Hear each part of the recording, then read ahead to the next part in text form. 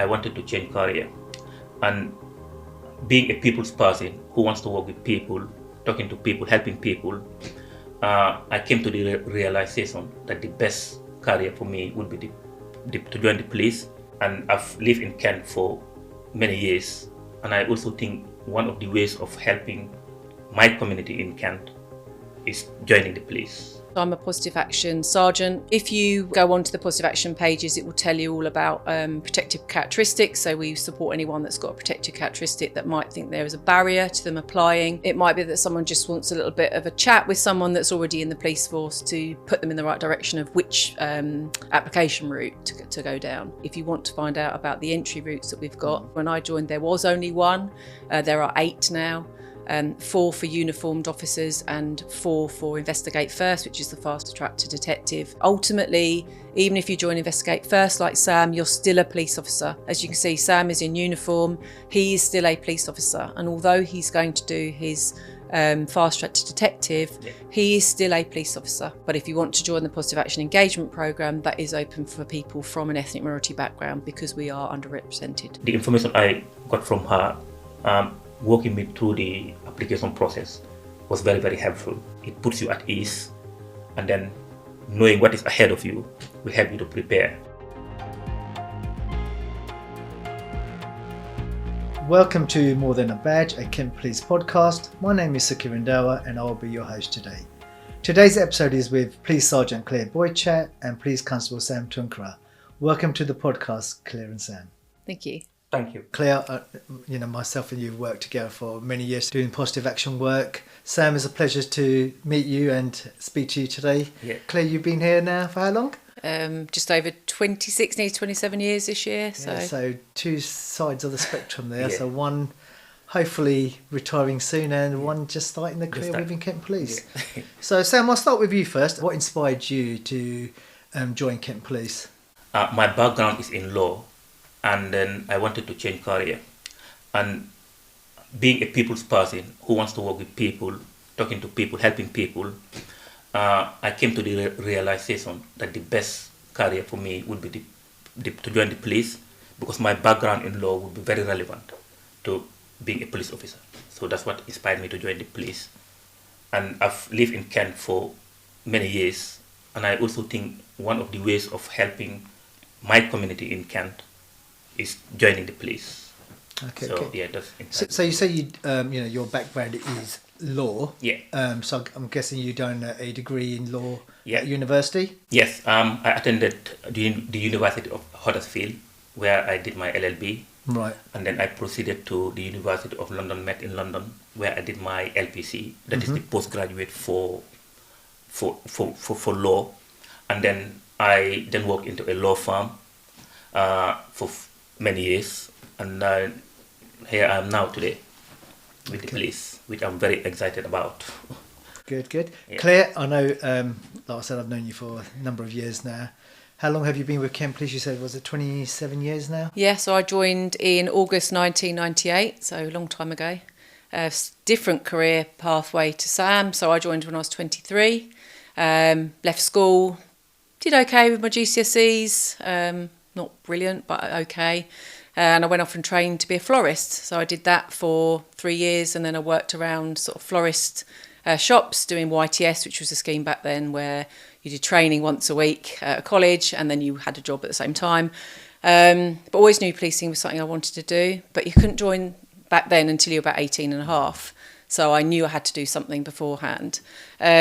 Did my floristry, so I did that for an amount of time, but obviously the money I think back then was something like £20 or £35 a week or something, which I couldn't survive on. So I then decided to apply for a job, and I got a job working at an AA call centre, so working with Automobile Association. And then I spoke to someone there who said, why don't you become a special? So I said, what's a special? They said, volunteer police officer. You can work here and do that in your spare time. So I did that for 3.5 years. Realised that actually policing is what I wanted to do, and I took the plunge and decided then to apply. Didn't think I'd get in, but I did, which was great. And yeah, the rest is sort of history, really. And that was back in 1998. So Wow. yeah. Time flies when you're having fun. It certainly does. So what role are you doing at the moment then, Claire? So the role I do now is positive action. So I'm a positive action sergeant. I do the attraction and recruitment side of that. And that is about going out into the community and to schools, universities, colleges, to talk to people about joining the police. And that's really good because I get to speak to people like Sam, and I can share my experiences and the parts that I've done in my career, the experiences I've had, and hopefully encourage police officers of the future. Because, like you say, hopefully for me, retiring in a few years, and I'd like to see people coming in and becoming police officers that are as passionate as I was when, I'm passionate now still, but when I first joined. So yeah, positive action. Basically attracting people to look at this as a career that might not have looked at it before. Things have changed within policing, since when you first joined and when Sam's joined. When you joined, Claire, I guess there was only one route in. Absolutely. Sam, you probably came through a different route within Kent Police? Yes, I came through the DHEP, that is the Degree Holders Program. So is it the Investigate First Exactly, program? yeah, which is a fast track to investigation, because I'm very fascinated by investigations. Because like normally when you watch the police programs and the investigation programs, you get fascinated by the way they conduct their investigations. And with my background in law and my inquisitive nature, so I thought it was a very suitable career to take. And to also add to what Claire said about the positive engagement, it was really important because when I was joining Kent Police, at some point I went to the website and I saw positive engagement. It's how I contacted Claire and then had a 30 minutes conversation, which also was very helpful because she gave me a lot of information about the recruitment process. And I think positive engagement is really important as well. So your goal at the end of this program is hopefully to join the CID? Yes, to join the CID or major crime unit for investigation. Is that what interests you? Yes, it's what really interests me. And because I always like helping people, solving problems, and like being a detective is when you exert yourself to find out what happened, help victim, and bring perpetrators to justice. So, Okay. yeah. Claire, I know the work you're doing around the positive action work is quite important within Kent Police. So how can people seek that support from you if they decide to join Kent Police? So as Sam said, we have a positive action page, which is on the careers pages of the website. They can go on there and have a look at and see what support is available. There is a lot of guidance already on the website that people can access. I do run a positive action engagement programme. It is open to people from ethnic minority backgrounds because we're underrepresented in Kent. For people from underrepresented backgrounds, so it is specifically for them. But I can offer one-to-ones to people that need support and guidance. There are also discovery events, which our recruitment team run, and also I run workshops, again, all on our website, for things like interview skills, practice, fitness test preparation. And as I say, if you want to find out about the entry routes that we've got, it's like you say, when I joined there was only one, there are 8 now. 4 for uniformed officers and 4 for Investigate First, which is the fast track to detective route. So it is complicated. There are lots of different routes and ways in, and obviously a recruitment process you have to pass as well. So there is lots of information on the website where people can access that, but also they can contact us or me if they need any help and guidance for that. Okay, so in summary, if someone wants to seek your help, there's a criteria or eligibility criteria they have to follow? Yeah. So if you go onto the positive action pages, it will tell you all about protective characteristics. So we support anyone that's got a protective characteristic that might think there is a barrier to them applying. That could be someone with a neurodiverse condition that is worried about certain parts of the recruitment process, so things like the online assessment, where they may be entitled to reasonable adjustments. We can talk that through with them, or I can talk that through with them. It might be that someone just wants a little bit of a chat with someone that's already in the police force to put them in the right direction of which application route to go down. So yeah, it's the support is there mainly. I say positive action support is open to everybody with a protected characteristic, But if you want to join the Positive Action Engagement Programme, that is open for people from an ethnic minority background because we are underrepresented. So Sam, how did you utilise that support from Claire when you decided to join Kent Police? Yeah, the support was very important because information is knowledge, and then the information I got from her, walking me through the application process, was very, very helpful because it involves a lot. You do the national SIF test. From there, you do the competency behavior interview, and then you have the senior officers interview. And these are all interviews that you need someone to guide you through. And the information they give you is really helpful. And yeah, it did really help me. And also with the fitness test as well. I remember when I spoke to you, you told me about that it wasn't that difficult. So all you need to do is exercise, and so that really helped. Yeah. So yeah, the information I got was very valuable. Yeah, it puts you at ease, and then knowing what is ahead of you will help you to prepare. So yeah, it was really useful. Yeah. Okay, Claire, I know you've already mentioned the support your team offers. Why do Kent Police offer this additional support? So at Kent Police we want to be inclusive, and the Positive Action Team was set up alongside other forces. The College of Policing have said that they would like Positive Action Teams there to be able to support people who are from diverse backgrounds, and obviously we want to be representative of the communities we serve, so that people can go through the recruitment process, like Sam said, and have an enjoyable journey and an easy journey. It is a hard process. There are lots of assessments that you need to pass to be able to get to the final goal, which obviously is us employing you. But we want to be able to make sure that people have, as I say, access to that support and guidance, and Positive Action can supply that. As I say, it's all about levelling the playing field, making it fair for everybody, being inclusive, and making sure that people have a good recruitment journey. Sam, you recently finished training. Yeah. Can you think back when you first arrived at Kent Police College? Yeah. How was that for you? Yes, it was really exciting because it was the first time that I went into a complex where you see a lot of police officers, police cars, and came in, met new colleagues, and then had our inductions at the theatre, at the lecture theatre, for almost half of the day. Get introduced to senior officers. It was very exciting, and went to the class, and our IT networks were set up, our telephone, our laptops. So it was a very memorable day for me. So Claire, how have things changed since you've joined then? So I was saying to Sam, actually, I actually don't think a lot has changed. We applied, similar process, came to the college, same college that Sam came to. I think the timings were slightly different. I don't think we did the 22 weeks like Sam did. We went out and did a tutorship and then came back to the college. But we were at Ashford. There was Ashford Training School then, so we were there. But we did come to the Kent Police College as well.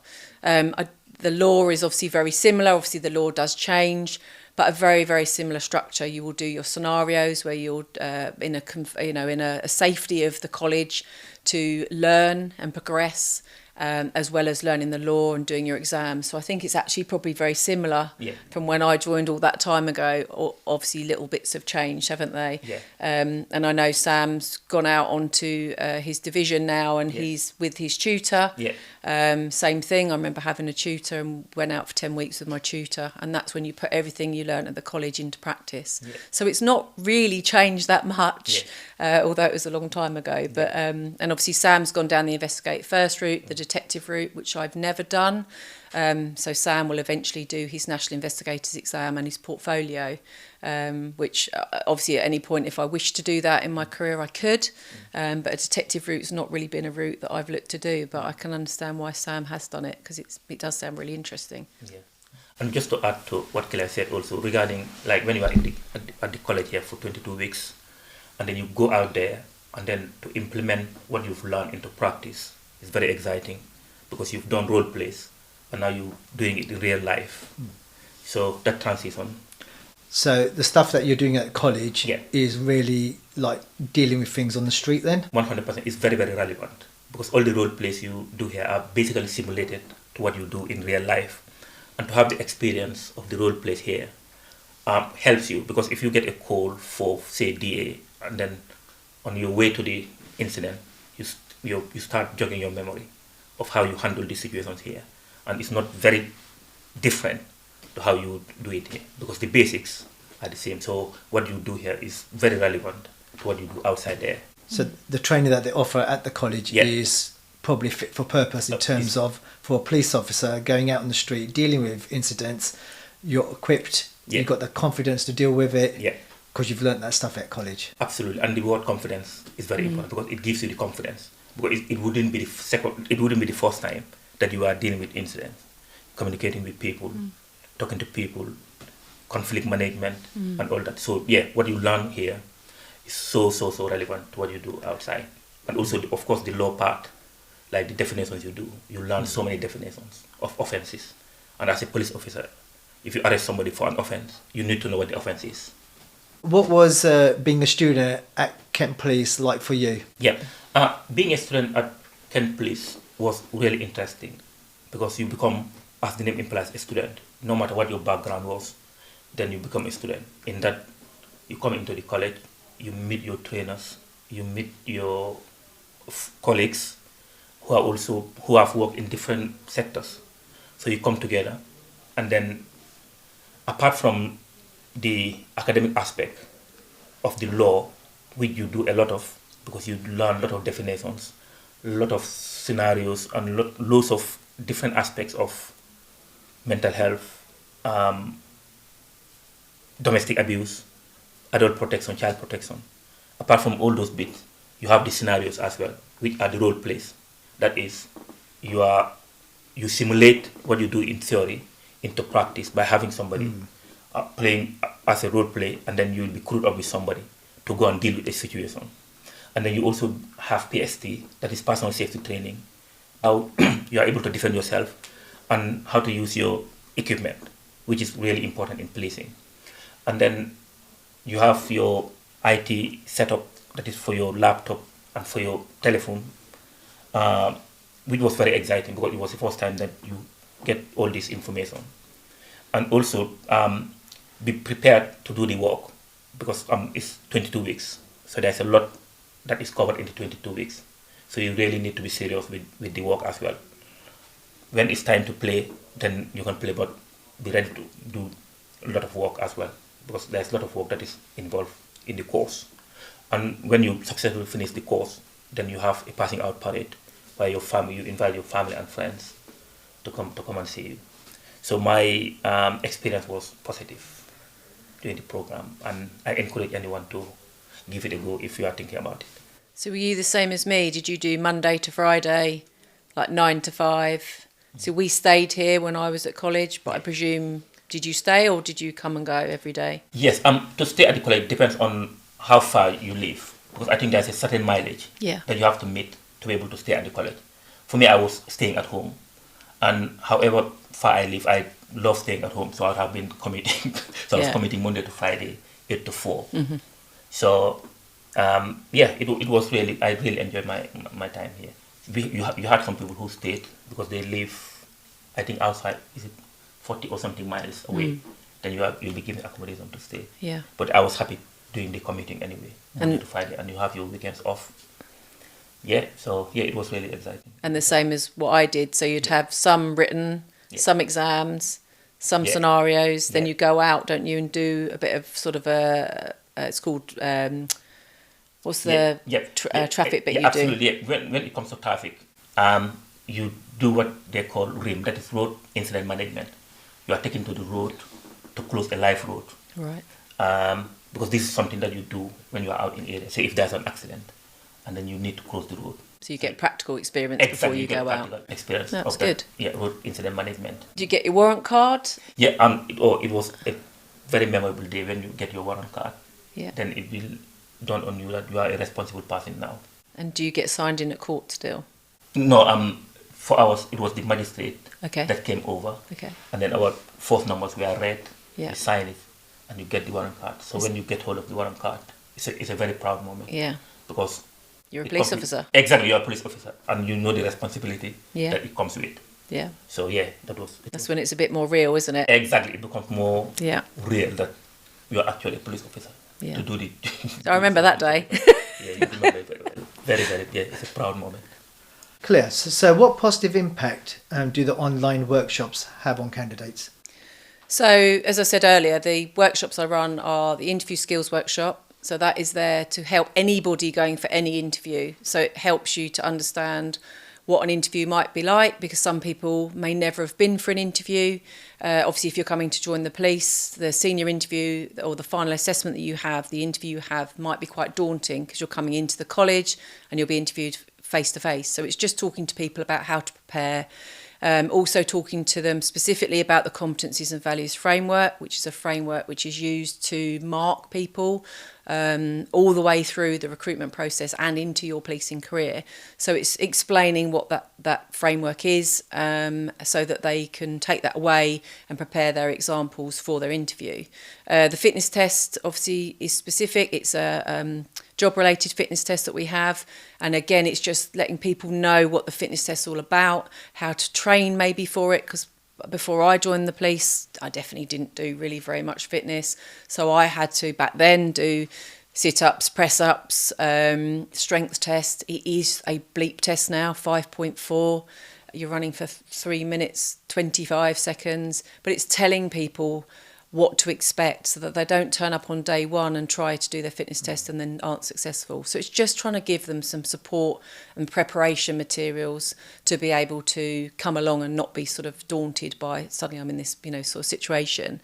So that's the workshops I run. As I say, there are also information sessions that people can register for, which will talk about the whole of the recruitment process, the benefits of joining the police, so the pension, the support groups that we have, and just give an overall background about policing and what we offer. Because if you've never, and I think Sam will say, if you don't know anyone that's in the police before you join, you don't know what to expect. So we talk to you about the entry routes, about the benefits, about what to expect on a day-to-day sort of basis to give you the reality of policing.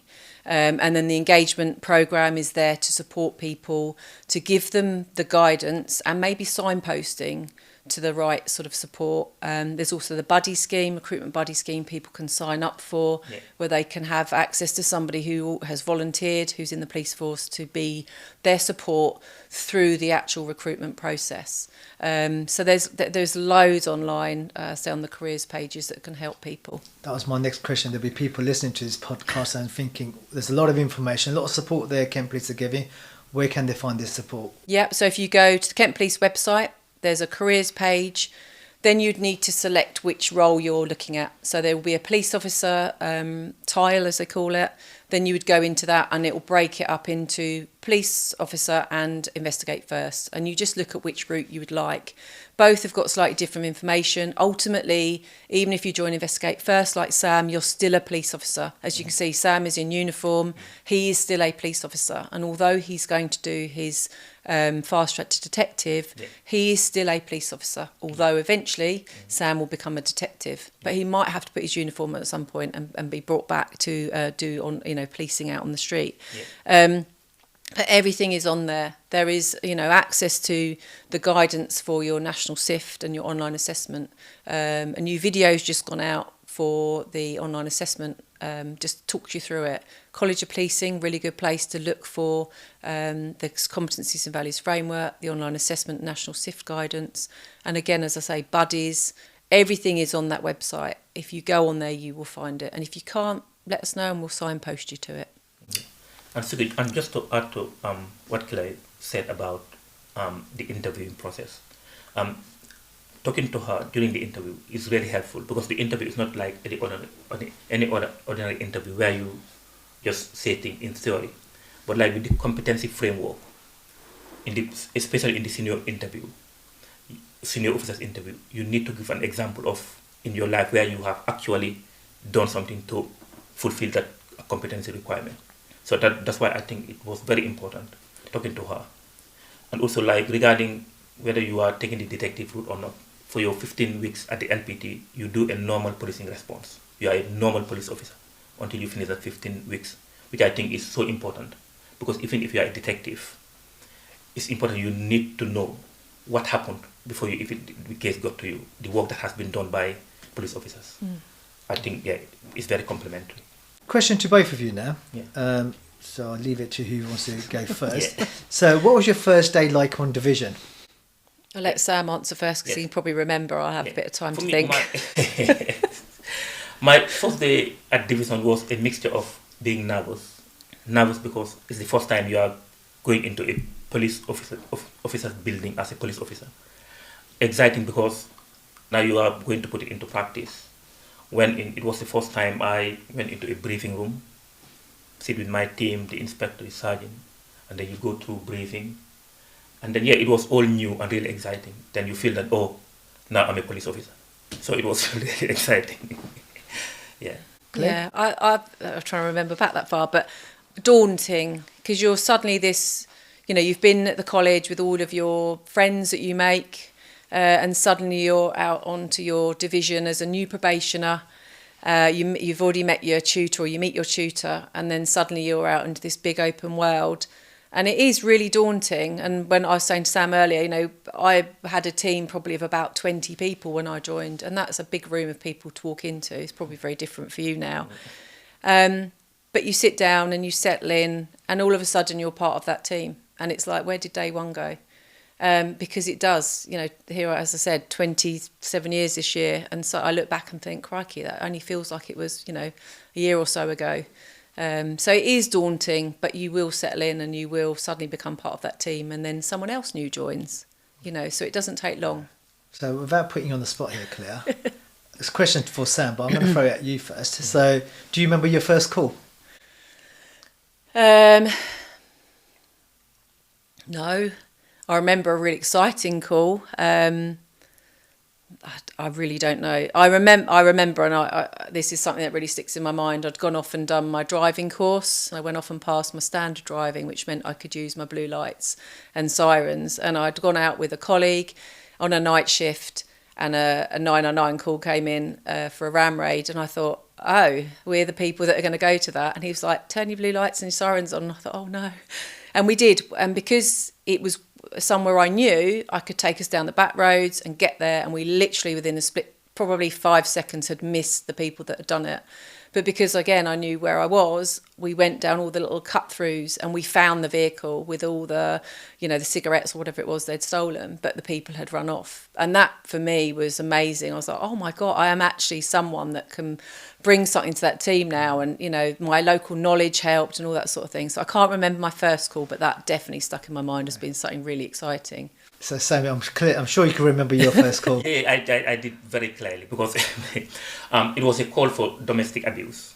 And when we get the call, got into the car with my tutor. And the first thing I started thinking about was my knowledge from KPC. You start to think, what have I been taught? How do I handle this? You try to go through the NDM. And then you also invoke the role plays that you've done. And on the way, you try to visualize what the scene is going to be and what you're going to find.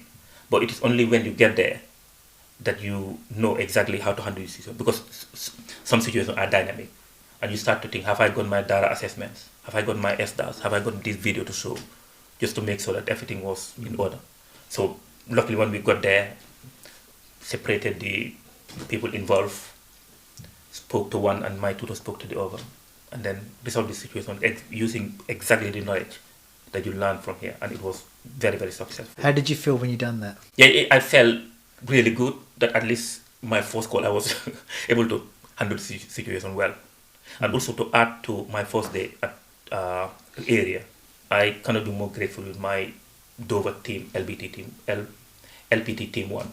Really, really good. Inspector, sergeant, everyone really welcoming, really helpful. Whenever you need help, they are ready to give it. That's good. That's why as a new person at LPT, don't be afraid to ask for help. Because you actually don't know much. So if you get stuck, get help. So to have a good team is very important. Claire, is there a moment in your career that has stayed with you? There's probably a few, really. Firstly, getting into the police was a real, sort of highlight for me. I never thought I'd be able to get in, and I did first time. Did you have family in the police or? No, absolutely not. Friend of the family was someone I went and spoke to who I think was a serving inspector at the time, and I went and just ran through some bits with him, but nobody I knew was in the police. So yeah, it was a really big sort of moment for me, first one of the family and friends really. And then I suppose the big one for me was getting a job on a tactical team.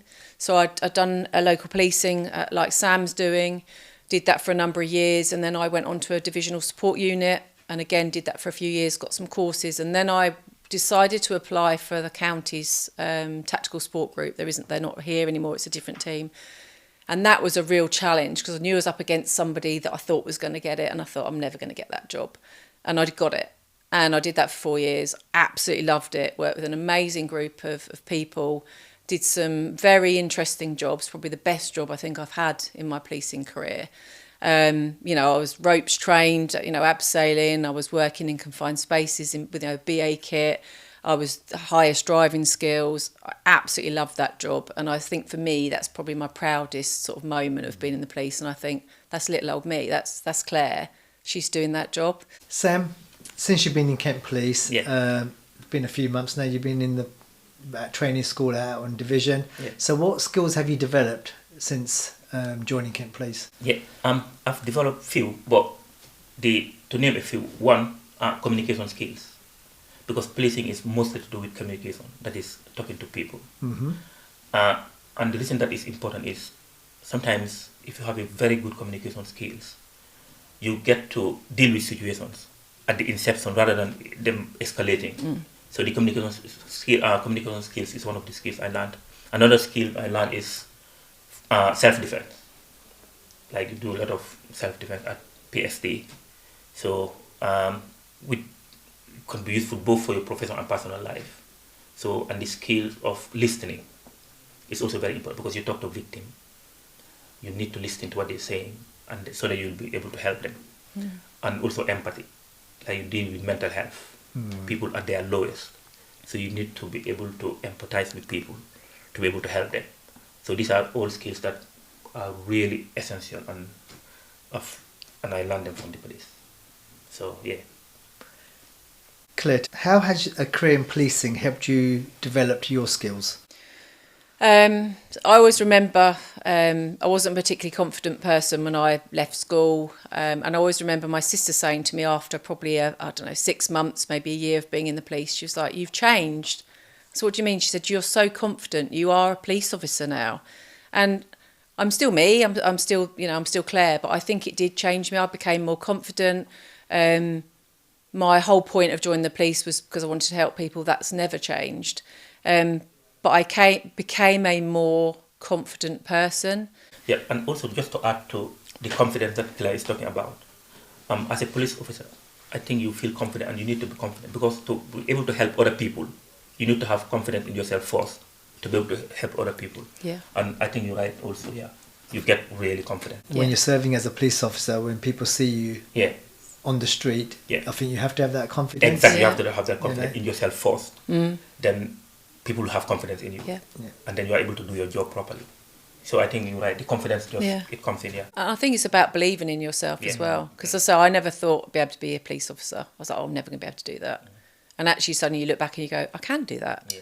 And I think that's it. It's about having the confidence and belief in yourself that actually you can do the things that you didn't think you'd be able to do. And I think that is, something that back to training school, isn't it? Yeah. Where you're working with new individuals, you're working Yeah. with the trainers here.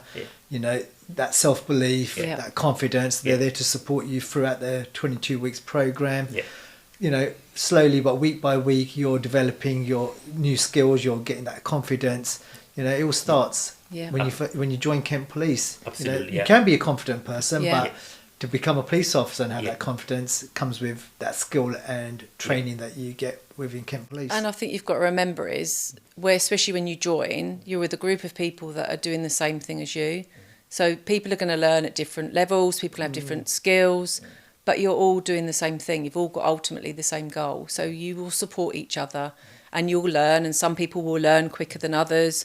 There might be incidents, I know with Sam, and he struggled a bit with the scenarios, but was brilliant obviously with the law.